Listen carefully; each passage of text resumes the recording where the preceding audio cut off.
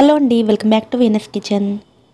అస్సలు చేదు లేకుండా కాకరకాయ అనేసరికి వద్దు అనకుండా ఎంతో రుచిగా పిల్లల నుంచి పెద్దల దాకా తినే విధంగా కాకరకాయతోటి వెల్లుల్లి కారాన్ని ఎలా ప్రిపేర్ చేసుకోవచ్చో ఈరోజు వీడియోలో చూద్దామండి.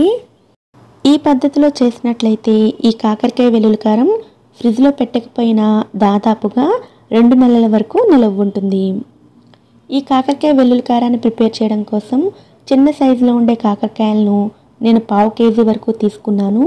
కాకరకాయలను శుభ్రంగా కడిగి తడి ఆరిపోయిన తర్వాత ఇలా చక్రాల్లా కట్ చేసుకోవాలి. కాకరకాయ పై భాగంలో ఉండే పుట్టుని కానీ లోపల గింజల్ని కానీ తీయవలసిన అవసరం లేదండి. ఇదే విధంగా ప్రిపేర్ చేసుకోవచ్చు. ఇప్పుడు స్టవ్ మీద కడాయిని పెట్టుకుని అందులో 2 టీ స్పూన్ల ధనియాలను వేసుకోవాలి. 1/2 టీ స్పూన్ జీలకర్రను కూడా వేసుకుని మీడియం ఫ్లేమ్లో వీటిని దోరగా ఫ్రై చేసుకోవాలి. ఈ రెసిపీలోకి ఎండు కొబ్బరి పొడిని వేసుకుంటామండి. కొబ్బరి పొడి రెడీగా లేనట్లయితే వీటితో పాటుగా ఎండు కొబ్బరి ముక్కలను కూడా వేసుకుని ఫ్రై చేసుకుని తీసుకోవాలి. ఇవన్నీ బాగా ఫ్రై అయిన తర్వాత వీటిని ఒక బౌల్లోకి తీసుకుని పెట్టుకోండి. ఇప్పుడు ఇదే కడాయిలోకి డీప్ ఫ్రైకి సరిపడా నూనెను వేసుకోవాలి. నూనె వేడైన తర్వాత 1/2 కప్పు వరకు పల్లీలను వేసుకుని మీడియం ఫ్లేమ్లో ఈ పల్లీలను రంగు మారేంత వరకు ఫ్రై చేసుకోవాలి. పల్లీలు క్రిస్పీగా ఫ్రై అయ్యి రంగు మారగానే వీటిని ఆయిల్లో నుంచి బయటకు తీసుకోవాలి. ఇప్పుడు స్టవ్ ఫ్లేమ్ని లోలోకి మార్చుకుని ఈ నూనెలోకి 1/2 కప్పు వరకు కరివేపాకును వేసుకుని ఈ కరివేపాకును కూడా క్రిస్పీగా అయ్యేంత వరకు ఫ్రై చేసుకోవాలి. క్రిస్పీగా ఫ్రై అయిన తర్వాత కరివేపాకును కూడా ఆయిల్లో నుంచి బయటకు తీసుకుని వేరొక బౌల్లోకి వేసుకుని పెట్టుకోవాలి. ఇప్పుడు ఈ మిగిలిన నూనెలోకి కట్ చేసుకున్న కాకరకాయ ముక్కలను వేసుకుని స్టవ్ ఫ్లేమ్ని మీడియంలో ఉంచుకుని ఈ కాకరకాయ ముక్కలు రంగు మారి క్రిస్పీగా అయ్యేంత వరకు ఫ్రై చేసుకోవాలి. కాకరకాయ ముక్కలను ఫ్రై చేసుకోవడానికి ఎక్కువ నూనెను ఎసరు పెట్టకండి. కాకరకాయ ముక్కలు వేగిన తర్వాత వీటిలోని చేదంతా కూడా నూనెలోకి వెళ్ళిపోతుంది. ముక్కలు వేయించిన తర్వాత మిగిలిన నూనెను ఏ రెసిపీలో ఉపయోగించినా కూడా ఆ రెసిపీ అంతా కూడా చేదుగా అవుతుంది. కనుక తక్కువ నూనెలో మాత్రమే కాకరకాయ ముక్కలను ఫ్రై చేసుకోండి. ముక్కలు ఇలా రంగు మారి క్రిస్పీగా వేగిన తర్వాత నూనెలో నుంచి బయటకు తీసుకోవాలి. మీరు ఇక్కడ చూడొచ్చు, నూనె అంతా కూడా రంగు మారుతుంది. కాకరకాయల్లో చేదంతా కూడా నూనెలోకి రావడం వల్ల నూనె ఇలా రంగు మారుతుంది. ఇలాగే మిగిలిన ముక్కలను కూడా ఫ్రై చేసుకుని తీసుకోవాలి.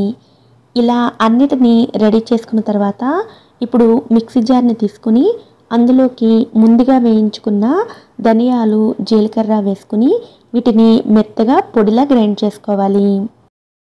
ఇలా మెత్తగా గ్రైండ్ చేసుకున్న తర్వాత ఇదే మిక్సీ జార్లోకి ముందుగా వేయించుకున్న పల్లీల్లో నుండి సగం పల్లీలను ఇందులో వేసుకోవాలి. అలాగే సగం కరివేపాకును కూడా వేసుకోవాలి. అలాగే పులుపు కోసం నిమ్మకాయ సైజంత చింతపండును ఇలా రెమ్మలుగా విడదీసుకుని వేసుకోవాలి. ఇందులోనే 1/2 కప్పు వరకు కారాన్ని కూడా వేసుకోవాలి. 1/2 కప్పు వరకు పొట్టు తీయని వెల్లుల్లి రెబ్బల్ని వేసుకోవాలి. అలాగే 1/2 టీ స్పూన్ వరకు పసుపును, రుచికి తగ్గ ఉప్పును వేసుకోవాలి. నేను 2 టేబుల్ స్పూన్ల ఉప్పును వేస్తున్నానండి. అలాగే 2 టేబుల్ స్పూన్ల కొబ్బరి పొడిని కూడా వేసుకోవాలి. ఇందాక చెప్పినట్లుగా కొబ్బరి ముక్కలను ఉపయోగిస్తున్నట్లయితే ధనియాలు జీలకర్రతో పాటుగా ఫ్రై చేసి తీసుకోండి. అలాగే 1/2 టీ స్పూన్ వరకు ఇంగువను కూడా వేసుకోవాలి. ఇందులోనే కొద్దిగా కాకరకాయ ముక్కలను పక్కన ఉంచుకుని మిగిలిన ముక్కలను వేసుకోవాలి. ఇప్పుడు వీటన్నిటిని కూడా కోర్స్గా గ్రైండ్ చేసుకోవాలి.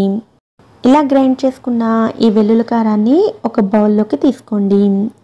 నేను ఇక్కడ కాకరకాయతో ఈ వెల్లుల్లి కారాన్ని చూపించాను కదండి. కాకరకాయకి బదులుగా వంకాయ, చిక్కుడుకాయతో కూడా ప్రిపేర్ చేసుకోవచ్చు.